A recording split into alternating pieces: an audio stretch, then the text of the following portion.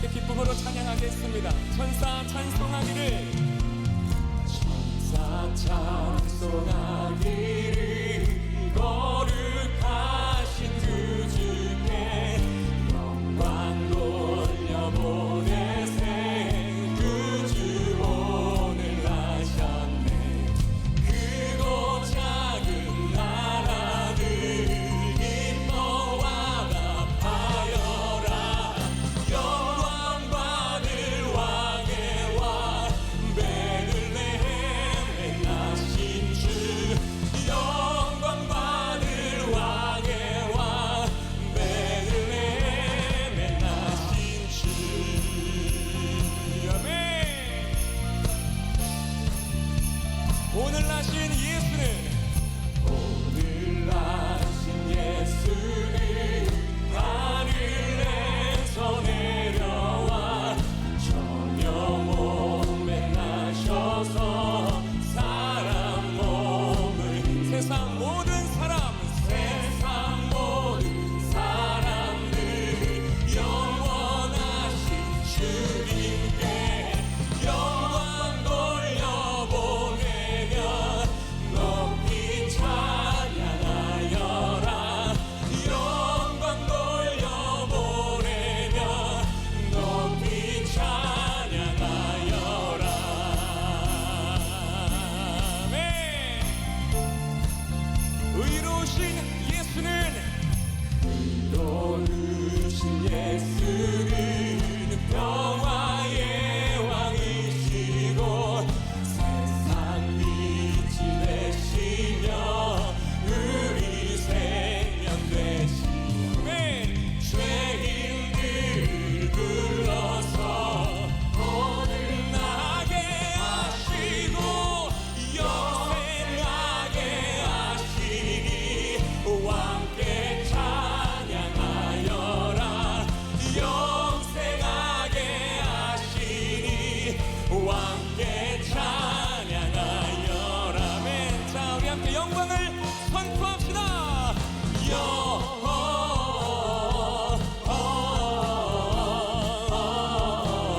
영광을 높이 계신 주께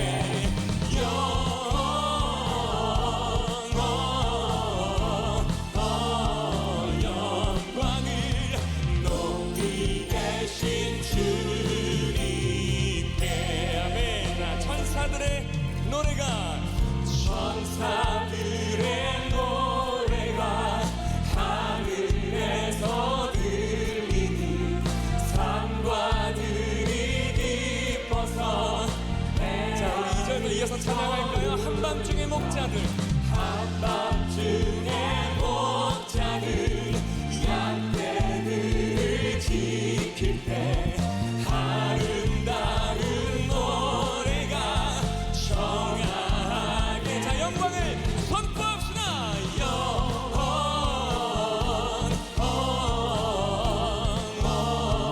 영광을 높이 계신 주님께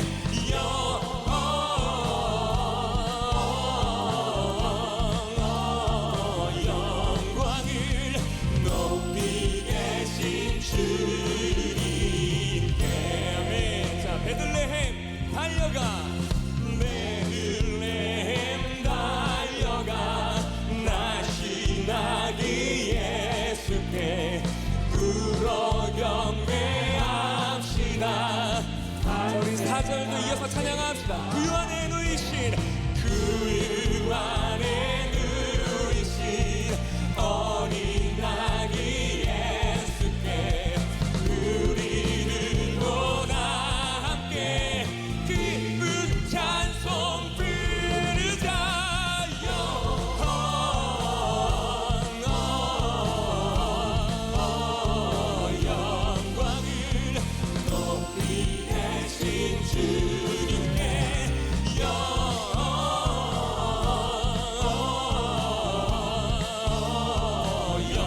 영광을 높이 계신 주님께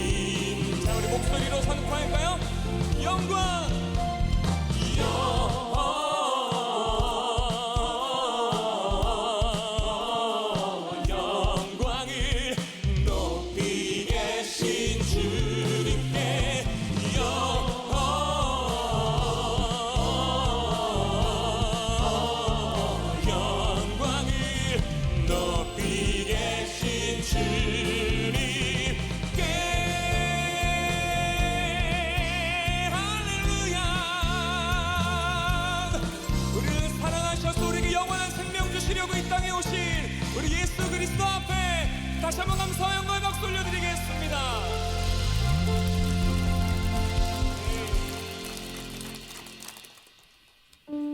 올려드리겠습니다. 슈퍼스타.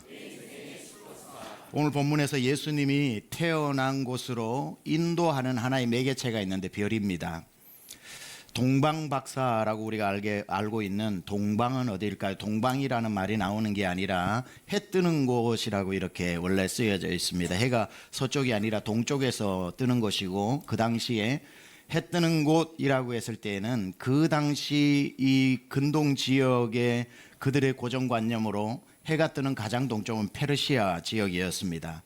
그러니까 이 해 뜨는 곳에서 온 박사들이라고 했을 때 별을 보고 왔던 박사들은 요즘으로 말하면 천문학자들, 또 옛날에는 별을 가지고 점성술을 했기 때문에, 그리고 옛날에는 왕 곁에서 가장 큰 권력을 가졌던 사람이 점성가들입니다. 그러니까 그 페르시아 지역에서, 지금의 이란이죠, 별을 연구하고 있던 중에 어마어마한 별 하나를 발견하게 되는데, 몇몇의 이 박사들이 함께 온 것을 보니 한 사람이 우연히 본 것이 아니라 별을 연구하던 대부분의 사람들이 그 별을 봤기 때문에 진짜 그 역사적으로 있었다는 뜻이겠죠. 평소보다 조금 더 밝게 빛나는 별이 아니라 마음을 확 사로잡아 버릴 듯한 그런 별이었고, 누구랄 것도 없이 의견을 물어볼 필요도 없이 저건 위대한, 그 당시에 본인들이 점성술을 할 때에 저 별은 이 세상에 한 번도 존재하지 않은 가장 위대한 이의 탄생이다라는 것을 의견 물어볼 필요도 없이 동의했을 만큼 큰 별을 보게 된 겁니다. 이 별은 특별한 별이었고, 그 별을 보고 그 별이 떠 있는 곳을 향해서 이제 갔겠죠. 그 별이 있는 곳으로 가면은 이제 우리도 운이 좋다면 역사 속에 등장한 최고의 위인을 만날 수 있겠다 하고 별을 따라 나서게 됩니다. 그리고 그냥 갈 수 없어서 저 별 정도의 크기라면 어마어마한 분이 태어날 것이기 때문에 어마어마한 그분에 어울리는 최고의 선물을 나름대로 준비해서 간 것이 황금과 유향과 모략이죠. 선물이 세 가지였기 때문에 우리는 동방박사가 3명이다 이렇게 추정을 하는데, 성경에는 3명이라는 말이 나오지 않습니다. 그냥 선물이 3가지라서 동방박사 3사람이라고 우연히 찬송가에 잘못 넣어놔가지고 동방박사 3사람이 3가지 예물 이렇게 부르긴 하지만, 그래서 새 찬송가에서는 바꿨습니다. 동방박사들이 3가지 예물 이렇게 바뀌었습니다. 그러나 최소 3명이 넘는 건 확실합니다. 동방박사들을 이끌고 가는 별이 그들 앞에서 쭉 가다가 베들레헴, 떡집이라는 뜻이죠, 작은 동네에 이르자 멈추어 섭니다. 예루살렘이라면 또 이해가 될 만한데, 예루살렘을 지나쳐서 거기서 6-7km 정도 떨어져 있는 지금 가자 지구에 전쟁이 한참 맹렬히 일어나고 있는 곳이 베들레헴 지역이죠. 그 별이 멈춘 곳으로 가보니 베들레헴의 작은 집이었고, 그들은 그곳에서 위대한 슈퍼스타의 탄생, 하나님이 인간이 되어 이 땅에 오신 위대한 예수님을 만나게 되는 이야기입니다. 하늘에 별을 보고 왔는데 그 별이 하늘에 있는 게 아니라 그 베들레헴의 집에 있는 것을 보게 되죠. 이야기를 보다 보니까 옛날에 우리가 많이 읽었던 단편소설 알퐁스 도데의 별이라고 하는 이야기가 좀 떠오르더군요. 리브롱 산의 언덕에 혼자 양을 치는 양치기, 과거에 자기에게 있었던 일을 독백하는 식으로 이야기가 펼쳐지는데, 산에 한번 올라가서 양을 치다 보면은 그 주인집 하인이 보름치 음식을 가지고 오기도 하고 뭐 이렇게 해서 그 음식을 먹으면서 산에서 내려가지 못하고 양을 칩니다. 그런데 보름치 음식이 와야 하는데 그날은 오지 않아요. 점심때 저녁때 기다려도 오지 않습니다. 근데 왜 늦을까 했는데 조금 늦은 시간 오후에 자기가 그토록 마음으로 연모하고 좋아하던 주인집 아가씨가 그 음식을 들고 오는 겁니다. 누구는 아파서 누워있고 누구는 심부름을 가서 올 사람이 없어 오는데 길을 잃어 이제 왔다는 거예요. 가슴이 두근두근 뜁니다. 산에서 주인집 아가씨를 만나다니. 그렇게 몇 마디 이야기를 나누고 음식을 주고 주인집 아가씨는 그 산을 내려갑니다. 못내 아쉬운 마음이었지만 그 순간 너무 행복했죠. 그런데 조금 후에 보니까 흠뻑 젖은 모습으로 주인집 아가씨가 다시 목동에게 찾아옵니다. 갑자기 소나기가 내려 강물이 불어나 건널 수가 없어서 돌아왔다는 거지요. 자기가 머무는 처소에 넣어서 몸을 말리게 하고 이불을 덮어주고 혼자 밖에 나와 그 밤하늘에 모닥불을 펴놓습니다. 잠이 안 왔던지 아가씨가 나와서 곁에 앉으니까 자기 옷을 벗어주면서 그렇게 침묵이 흐르다가 어색하니까 근데 갑자기 하늘머리 위로 별똥별 하나가 싹 하늘을 가로지르면서 떨어지니 아가씨가 마른 문을 열 저게 무슨 별이냐고. 그때부터 목동은 하늘의 별들을 설명합니다. 별들을 설명하고 두런두런 얘기를 나누면서 그 총총이 떠있는 별 아래에 갑자기 어깨에 무겁게 무엇이 내려앉는데 보니까 아가씨가 잠이 든 거죠. 벌써 듣기만 해도 감미롭지 않습니까? 말하는 저도 감미로운데 듣는 여러분은 얼마나 감미로울까. 그때의 이 알퐁스 도데가 너무너무 멋진 말, 이 이야기의 최고의 백미라고 하는 마지막 이런 말을 하죠. 그날 밤 밤하늘의 가장 밝은 별 하나가 길을 잃고 내려와 내 어깨에 기대어 잠들었노라. 이야, 참 멋진 말입니다. 밤하늘의 가장 밝은 별 하나가 길을 잃고 내려와 내 어깨에 기대어 잠들었노라. 동방박사들이 별을 보고 따라왔는데 그 별이 하늘에 있는 게 아니라 보니까 하늘에서 내려와 베들레헴의 집에 있더라는 거예요.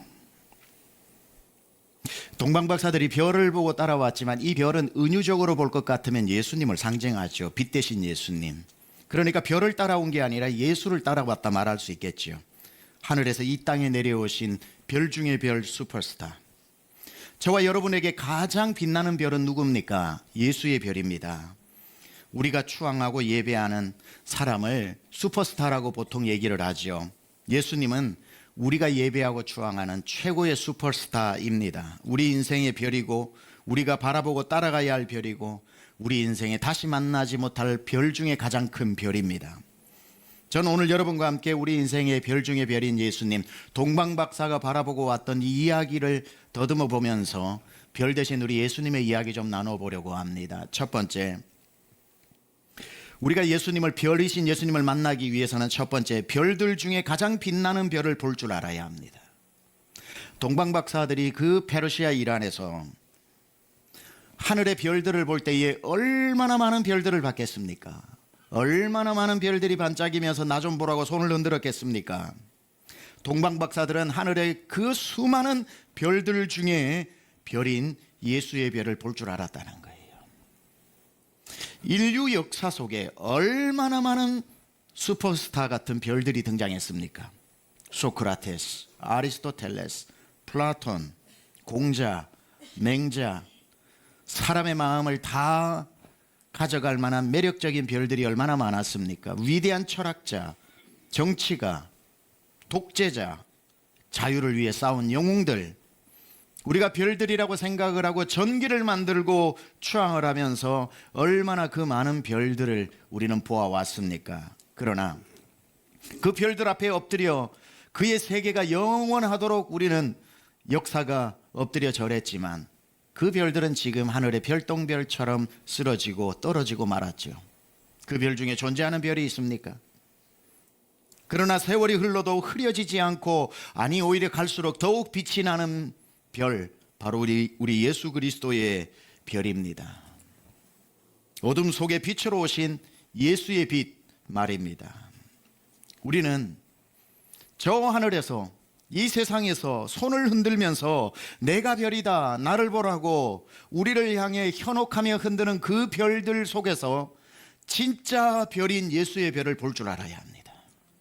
동방박사가 그렇게 많은 별 중에 진짜 별인 예수의 별을 보고 따라온 것처럼 그 많은 세상의 별들, 문학의 별, 철학의 별, 의학의 별, 경제의 별들, 그리고 그 수장인 사람들이 흔들고 있을 때에 우리의 땅을 사라, 우리의 건물을 사라, 우리의 주식을 사라, 이 학교를 해라, 이 전공을 택해라, 이 직장을 들어가라, 이 방법으로 하면은 당신이 성공할 수 있는 10가지 성공의 키워드가 있다고 흔들어댈 때에 그 별들을 다 헤집고 그 사이에 가장 빛나는 우리를 인도하는 별, 우리를 살리는 별, 우리를 살리려고 이 땅에 성육해서 오신 별, 예수의 별을 볼 줄 아는 눈이 열리고 예수의 별을 만나시기를 축원합니다. 우리는 다른 별들의 현란함 속에 속지 말아야 합니다. 우리의 별들의 예수님은 별들 중에 하나의 별이 아니라 그 4대 성인의 별 중에 하나의 별이 아니라 유일한 빛입니다. 온 세계를 비추는 대체 불가한 하늘에 떠 있는 유일한 별, 예수의 별을 만나시기를 축원합니다. 동방박사는 그 별을 봤다는 거예요. 많은 별들 중에 예수의 별. 두 번째는 본 것으로 끝나서는 안 되겠죠. 둘째, 별이 가는 곳을 따라가야 합니다. 별이 가는 곳으로 따라가야 합니다. 동방박사들은 그 별을 보고 이야 멋진 별이다, 어떻게 저런 별이 있냐고 그 별을 보기는 보았는데, 그 별을 보고 감탄하고 놀라기는 놀랐는데 만약에 그 별을 향해 따라가지 않았다면 예수를 만나지 못했겠죠. 그러나 그들은 그 별을 보고 난 뒤에 미련 없이 그 별을 따라갑니다. 2절에 보니까 유대인의 왕으로 나신 이가 어디 계시냐, 우리가 동방에서 그의 별을 보고 끝나는 게 아니라 그에게 경배하러 뭐하러 왔노라 라고 이야기하죠. 별을 따라간 겁니다. 9절에 보니까 박사들이 왕의 말을 듣고 갈새 동방에서 보던 그 별이 문득 앞서 인도하여 가다가 별을 따라간 거예요. 별이 앞서가고 별을 따라간 겁니다. 예수님을 믿지 않는 사람 중에서도 예수가 별이라는 것을 아는 사람들이 많아요. 위대한 별이지, 위대한 사람이지, 예수는 정말 위대한 사람이야, 역사적인 실존으로 의심하는 사람이 없어요. 예수는 살았고 예수는 위대한 일을 했고 갈릴리의 지도자였고 이스라엘의 영도자였고 예수의 역사적 실존에 대해서 그 별을 인정하는 사람은 많다고요. 인정하지만 난 근데 예수는 안 믿어. 나는 예수가 종교 같은 건 안 가져. 나는 예수 같은 그런 사람 따라갈 마음은 없어. 인정할게. 너 좋으면 믿어. 나는 따라갈 마음 없어. 예수님이 존재했던 것을 알면서도 그 별을 따라가지 않는 사람, 멀리서 바라만 보고 있지 예수님을 믿고자 예수님을 따라 나서지 않는 사람. 여러분, 예수님을 바라보는 데서 우리의 구원이 있는 것이 아니라 예수를 따라갈 때 구원의 길이 있는 줄 믿습니다. 그곳에 영생이 있고 그곳에 빛이 있고 그곳에 소망이 있고 그곳에 한 번도 경험하지 못한 새로운 세상이 열리는 겁니다. 동방박사들은 별을 본 것으로 끝나는 것이 아니라 별을 따라갔고, 세 번째, 그들은 별이 머무는 곳에 머물러야 합니다. 동방박사는 그 별을 따라가다가 그 별이 멈춘 곳에 멈추었습니다. 인생에 가장 밝게 빛나는 예수의 별을 만났다면 이제 그 별 앞에 멈추어야 합니다. 예수 믿었고 그 다음 하고 나가는 게 아니라 그 별을 만났으면 그 별 앞에 머물러야 합니다. 그리고는 그 별에 만족을 해야 합니다. 왜냐하면 아무리 찾아도 이제 더 큰 별 만날 수 없기 때문에. 인생에 예수를 만났다면 이제는 더 큰 별 찾으려고 없는 별 찾아 인생 허비해서는 안 됩니다. 더 큰 별 없습니다. 찾아 헤매지 마십시오. 예수의 별을 만났으면 다 만난 겁니다. 예수님이 여러분이 쫓아가는 별의 종착역이라는 사실이에요. 주먹 쥐고 한번 따라하겠습니다. 잘 따라해 주십시오. 인생의 방황은 예수를 만나면 끝나고, 교회의 방황은 강중침을 만나면 끝난다. 아멘이십니까? 다시 한번 합니다. 아멘, 박수하고. 다시 한번 하겠습니다. 인생의 방황은 예수를 만나면 끝나고, 교회의 방황은 강중침을 만나면 끝난다. 아멘. 여러분, 뼈에 새기고 영혼에 새기시길 바랍니다. 예수의 별을 만났으면 인생 방황 종착역이에요. 교회에 자꾸 찾아다니지 마세요. 강중침 만났으면 종착역이에요. 인생의 가장 큰 별 예수님을 만나놓고도 아직 돈의 별이 있는지, 이제는 예수의 별을 만났으니 예수의 별을 이제 이용해가지고, 예수님 이제는 돈입니다, 예수님 능력 있으시죠, 이제는 성공입니다, 예수님하고 소위 누구의 말처럼 예수 믿어놓고 예수 팔 비틀어가지고 협박해서 다른 별을 얻으려고 하지 말라는 거예요. 돈의 별, 성공의 별, 출세의 별을 예수 만나놓고도 그 별에 만족하지 못해서 따라다니는 사람이 있습니다. 어리석은 사람이죠. 이런 말이 있어요. 해를 본 사람은 가로등의 마음을 빼앗기지 않는다. 아니 가장 빛 중에 밝게 빛나는 예수의 빛을 만나놓고 무슨 또 마음 뺏기는 별이 있어서 가로등 같은데 우리의 마음을 빼앗깁니까? 해를 만난 사람은 가로등의 마음을 안 뺏기는 겁니다. 바다를 본 사람은 호수의 마음이 일렁이지 않아요. 우리 인생의 태양인 예수를 만났는데 아직 무슨 빛이 우리의 마음을 빼앗아 가겠습니까? 예수의 빛 외에는 여러분 마음을 빼앗아갈 빛이 없습니다. 예전에 들려드렸던 유하 시인의 시를 기억하십니까? 제목 밝히지 않고 시를 읽어봅니다. 눈앞에 저 빛, 찬란한 저 빛, 그러나 저건 죽음이다. 의심하라 모든 광명을. 기억하시나요? 이 시 제목이 뭔 줄 아시나요? 오징어입니다. 오징어. 오징어 배에서 비추는 빛. 오징어들끼리 하는 얘기예요. 눈앞에 저 빛, 찬란한 저 빛, 속지 마라 저건 죽음이다. 의심하라 밤의 바다 위에 떠 있는 모든 광명을. 그 오징어 배에 달아놓은 그 빛을 보고 빛이다 올라. 저건 죽음이다. 의심하라 모든 광명을. 아시겠습니까? 예수의 빛, 그 빛만 우리를 살리는 빛이고 예수 외에 다른 빛은 다 의심하십시오. 그건 나를 죽이는 빛일지도 모릅니다. 저 빛을 봤다고 눈앞에 저 빛, 오 찬란하도다 저 빛, 그러나 저건 죽음이다. 자꾸 가르쳐줘야 되는 거예요. 의심하라 이 바다의 밤에 비치는 모든 빛을. 우리 인생의 유일한 빛 예수 그리스도의 빛, 그 빛을 만나셨으면 만족하시기 바랍니다. 우리를 살리는 예수의 빛을 만났다면 여러분 다 이룬 겁니다. 다른 빛에 마음 빼앗길 이유 없습니다. 여러분 살려준다고 흔드는 모든 빛들을 의심하십시오. 예수의 빛을 따라가다가 예수의 빛을 만났으면 이제 그 빛에 만족하고 그 빛에 머무십시오. 그 빛보다 멀리 가지도 말고 이제 메달 따듯이 다른 빛 찾지도 마십시오. 예수의 빛을 만났다면 다 만난 것입니다. 예수님은 내 인생의 종착역입니다. 내 인생 전체가 헤매고 방황한 삶이었는데 돌아보니 그 길 때문에 예수 만났다면 돌아온 길도 아니고 성공한 길입니다. 예수를 만났다면 다 성공한 인생이에요. 그 별을 만났으면 그 별 안에 머무는 여러분 되시기 바랍니다.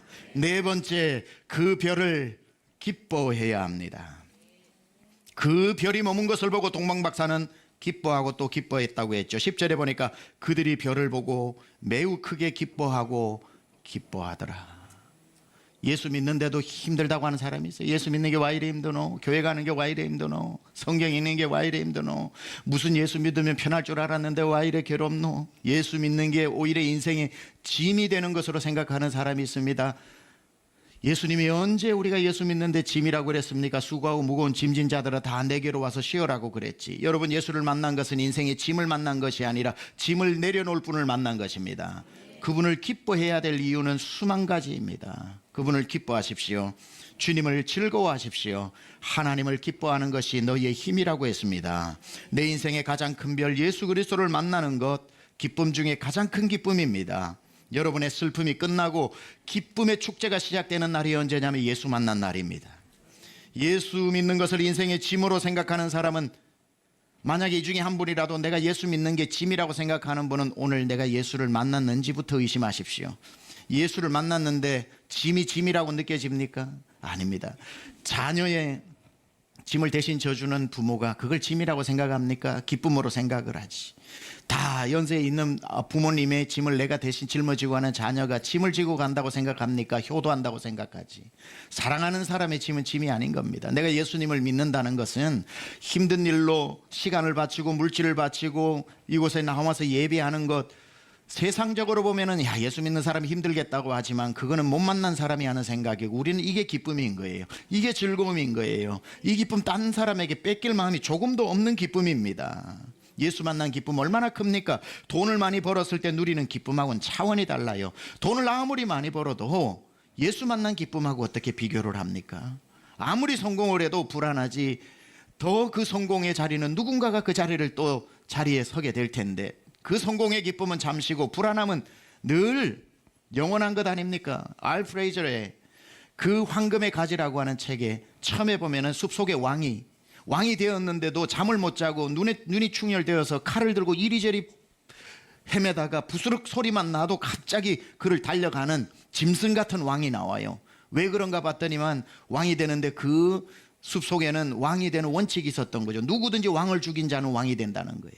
그 왕이 되는 그날부터 왕이 되고자 하는 수천 수만의 잠재적 왕들이 칼을 들고 숲속에 숨어 있다고 생각을 하니 잠을 이루지 못하는 거예요. 지나가는 낙엽 소리만 해도 눈이 충혈되어서 온밤 누가 와서 자는 새 죽일까 봐 칼 들고 설치는 그 불운의 왕을 설명하고 있는데 이게 인간의 탐욕과 인간의 성공의 한계라는 거예요. 오늘 일부에서는 기도를 많이 했나 봐요. 준비하지 않은 얘기도 막 나오는 거 보니까 이렇게 성령이 이끄실 때가 있습니다. 세상의 성공이 다 그런 거예요. 아무리 성공해 보세요. 그 자리에 나 혼자 앉아 있으라고 누가 대접해 줍니까? 그 자리 뺏으려고. 그 돈 있으면 저 돈 내 주머니에 넣으려고. 다 얼마나 경쟁자들이 많은데 무엇을 가져 영원히 평안이 있고 무엇을 가져 영원한 만족이 있습니까? 아무도 잘 되어도 시기 질투하지 않는 유일한 잘 되는 한 가지는 예수 믿는 거 아닙니까? 예수 믿는다고 누가 시기 질투합니까? 시기 질투를 왜 해요? 예수 믿는다고요? 시기 질투하면 자기도 믿어버리면 되지. 이것만큼 기쁘고 이것만큼 영원하고 이것만큼 대체 불가한 성공이 어디냐 이 말입니다. 원하는 집을 사거나 원하는 곳에 취직하거나 합격하거나 내 인생의 꿈을 이루었다고 해서 그건 정말 잠깐입니다. 영원한 기쁨은 오직 예수를 만난 기쁨. 그래서 예수를 믿는 건 짐이 아니라 여러분 인생의 축제가 시작된 겁니다. 시편 4편 7절에도 말하죠. 주께서 내 마음에 두신 기쁨은 그들의 곡식과 새 포도주가 풍성할 때보다 더하니이다. 예수 만난 사람만이 이 말의 의미를 아는 거예요.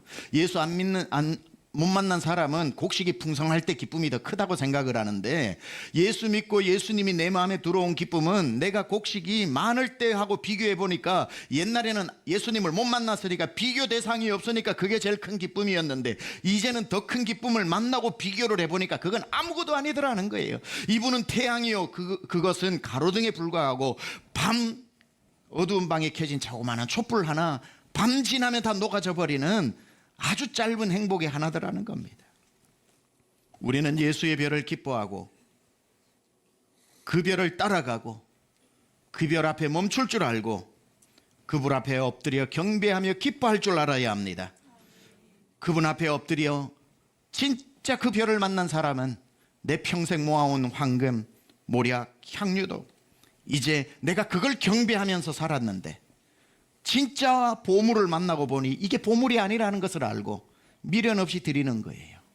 다 드리면서 내 인생에 오직 경배받으실 분은 하나님 한 분이라고 그들이 그렇게 고백하게 되는 겁니다. 사랑하는 여러분, 이곳에 앉아있는 여러분은 다행히도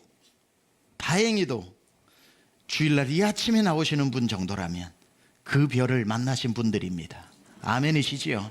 여러분 그 별 만나신 분들 맞죠?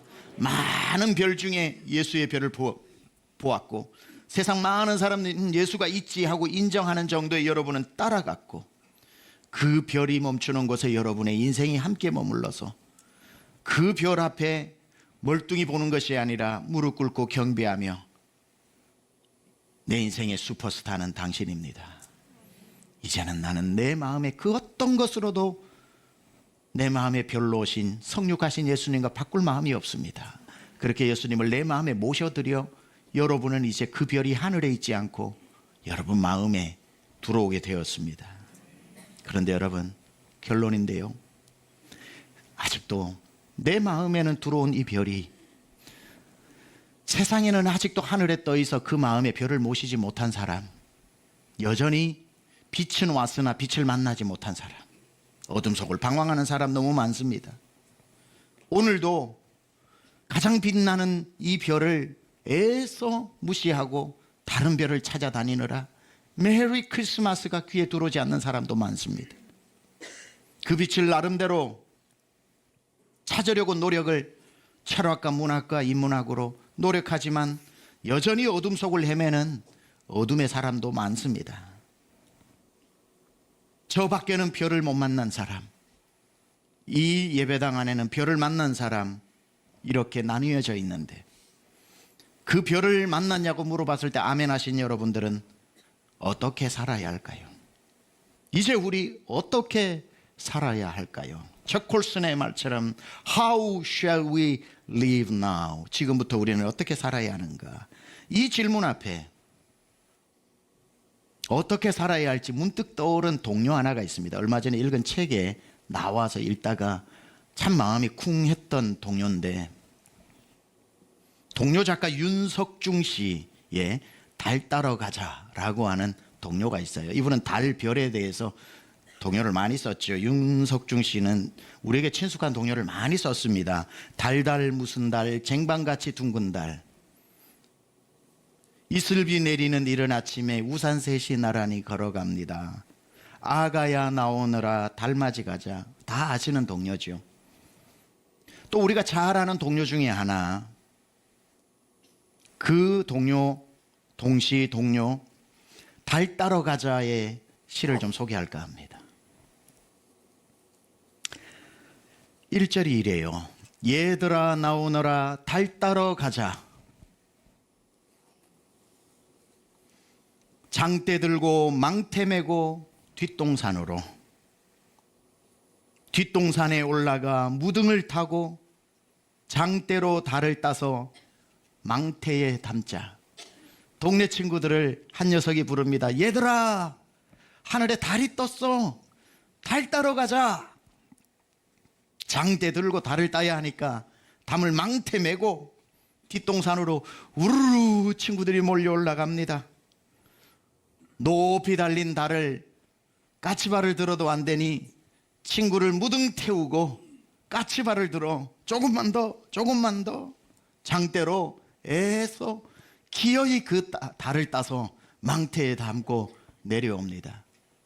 궁금해집니다. 이 친구들이 왜 이렇게 온 동네 친구 다 데리고 올라가 하늘에 떠 있는 달을 기어이 따서 망태에 담았을까? 2절에 그 이유가 나오더군요. 저 건너 순이네는 불을 못 켜서 밤이면 바느질도 못한다더라. 얘들아 나오느라 달을 따다가 순이 엄마 방에다가 달아드리자. 너무 감동이 되는 거예요. 동시인데 저 건너 순이네는 호롱불도 없대더라. 밤이 되면 불을 못 켜서 그래도 삭바느질 해서 애 찢어진 옷 입히고 나가 손수건 한 장도 팔아야 되는데 밤이면 바느질도 못한다더라. 어느 녀석인지 이 기특한 그 집안 사정을 안 거예요. 우리 순이네 집에 저 달을 따다가 좀 걸어주자. 얘들아 나오너라 달 따러 가자. 장대 있는 놈 장대 들고 망태 있는 놈 망태 가지고 우리 올라가 달 따자. 왜 올라가면서 친구들이 물었겠지요.